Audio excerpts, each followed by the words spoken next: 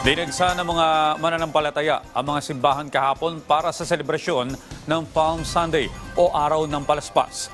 Ang detalye sa report ni Bien Manalo.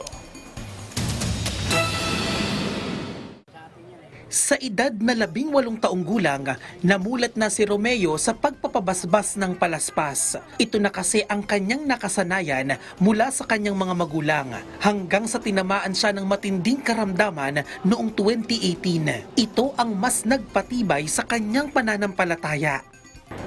Para sa akin po mahalaga yun eh. Taon-taon mahalaga yun. Kasi nakakatulong sa atin yan eh. Yung iba kasi nakakalimot na sa Panginoon. Tulad ni Romeo, sa murang edad pa lang ay iminulat na ng kanyang mga magulang si Estrelita Relay sa halaga ng pagpapabasbas ng palaspas. Naging tradisyon na kasi ito ng kanyang pamilya tuwing Semana Santa.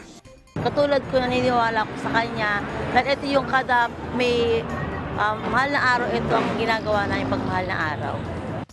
Ayon sa simbahan, sinisimbolo ng linggo ng palaspas ang walang kapantay na pagmamahal ng Panginoon sa sanlibutan.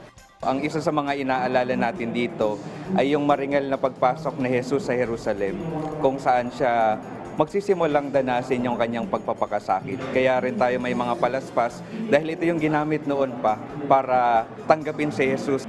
Itong pinakasentrong, itong pinagdiriwang natin ay yung pinapakita dito yung yung kahalagahan, yung akto ng Panginoon ng kanyang pagmamahal. Ito ay ipinapakita niya sa kanyang pag-aalay ng buhay. Buhay na buhay naman ang mga nagtitinda ng palaspas sa labas ng simbahan. Naman din po ako nabenta po, sawa po ng Diyos. Di naman po siya po mahina po. Ang ginagawa ko po kasi is nag-entertain po ako ng mga tao po, tsaka po binibigyan ko po sila, for example, like sa presyo po, 50. Siyempre nagbibigay po ako ng discount, like 40 po, ganun. Okay naman po siya. Nung maarangkada naman, kahit pa paano may kita. Discarding mabilis para makabenta. Bigay sa tawad para kuha ulit, benta ulit. Para kumita kita naman. Bien Manalo para sa Pambansang TV sa Bagong Pilipinas.